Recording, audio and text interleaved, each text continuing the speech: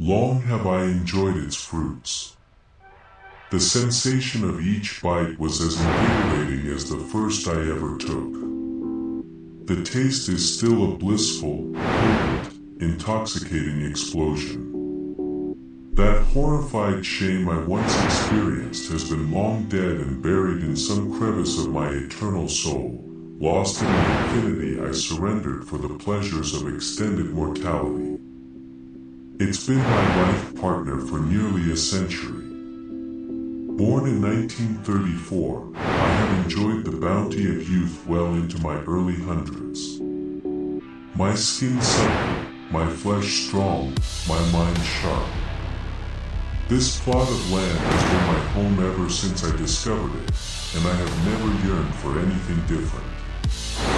An ecstasy permeates the very air around it, and every day, I get to wake and inhale its gifts. How could I yearn for anything else? How could I have known?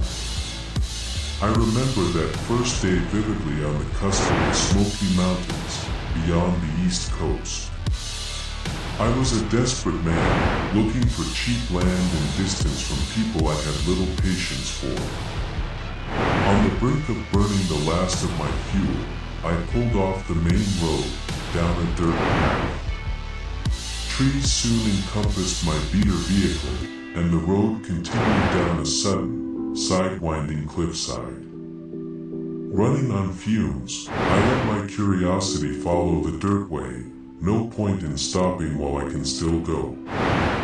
The barren drive gave way to a field, the road ended, but I let my car drift through the brush with its final burst of gas.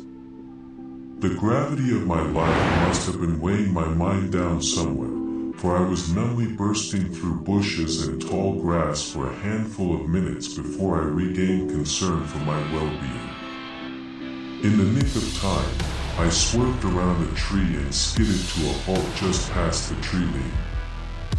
Shaking my head in self-disgust, I looked at the odometer to confirm I had just burned the last ounce of fuel in my car. Disgust was soon wiped from my thoughts as I looked up out my windshield. A graveyard stared right back at me.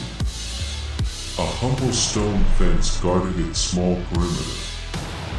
The canopy of trees leered over the petite garde, but dared not cross it, leaving the bed of the dead open to enjoy the sun unmolested by shadow.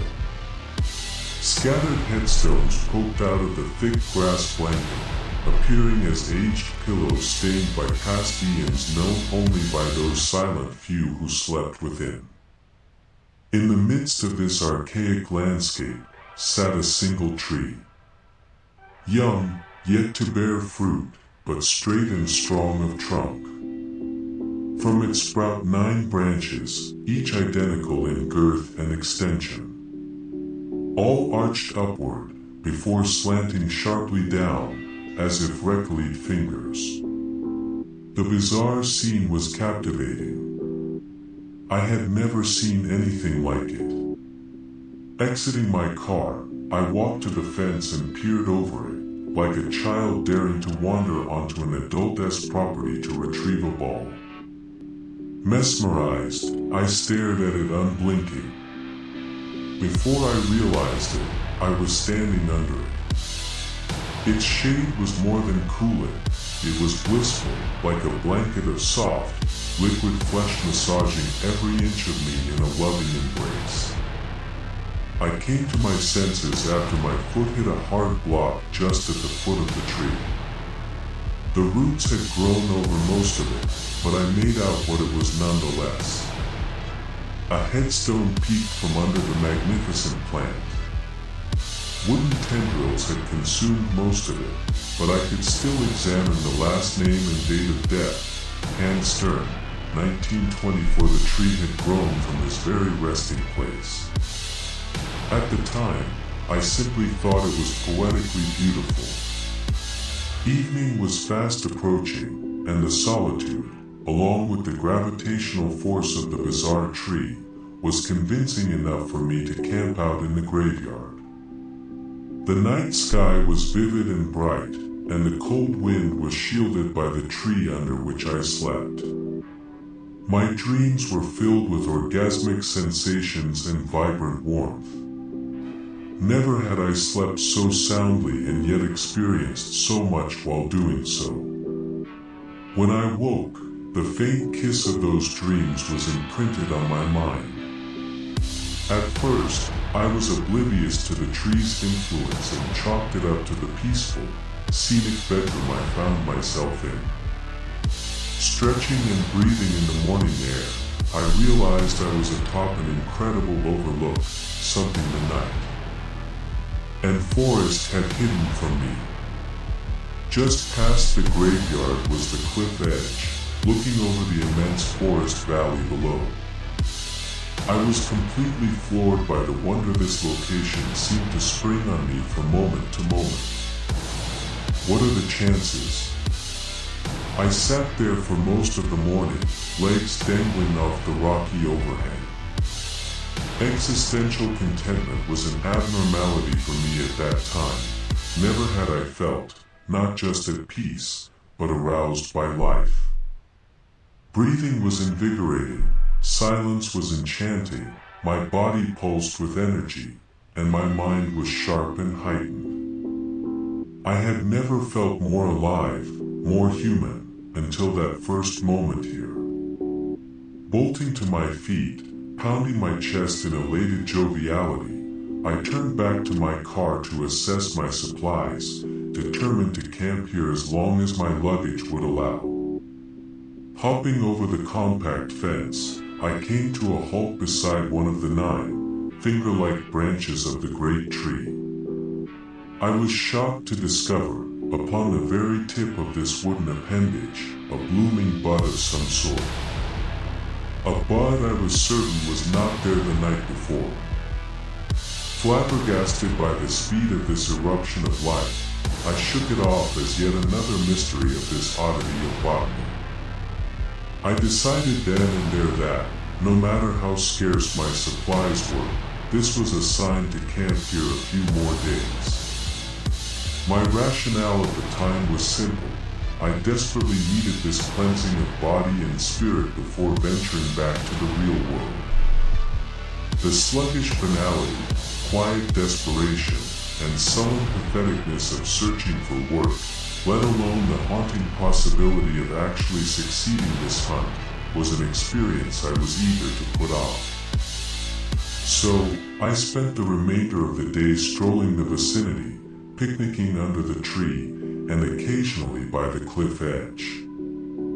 I cannot lie, the natural silence was beautiful, but there were moments where, even in that paradise, my thoughts wandered to places I was uncomfortable with. At the time, the first was of my family. What little family I had was scattered across the continent, but I was leaving a sister and a younger brother up in New England. Not to mention a potential sweetheart whom I had unsuccessfully and sporadically courted on and off throughout my years in our small town. I was thinking how pleasant it would be to share this place with them, when I realized I was having a difficult time remembering their faces. Vague whispers of shapes and skin tones seemed to intermingle and morph in my mind's eye the harder I concentrated. Alarmed and distraught, I jogged to my disabled vehicle and shuffled through the glove compartment. Stashed haphazardly under a pack of cigarettes lay the few pictures of home I had bothered to hold on to. Lifting one of them, I absorbed their faces. My brother and sister were on either side of me, humble smiles radiating off them. This reassurance was soon met with a bizarre sense of detachment. I could see their faces, but I could not retain them. A smog would obscure their faces the very moment I blinked. Any mortal man would be even shaken by this rapid onset of dementia. However, I was pulled away from these worries by the first sign. A rustling from behind me drew my attention. As I turned, heavy clouds blew across the vibrant sky, shading the graveyard in immense darkness. Wind raced through the branches and grass, spattering dew onto my face. Despite the buffeting, my eyes remained unblinking as I witnessed it. The recoiled branch of the bud creaked and groaned as it adjusted its arm, like stiffened bones being torn from their crypt. Now arched like a lure, this single branch remained bare, except for its very tip, which bulged with a new, throbbing appendage. The bud was now a moist, crimson sack, like an overripened apple made of flesh, dangled from its wooden umbilical cord. With a sudden burst, it ejaculated a flash of leaves and flowers.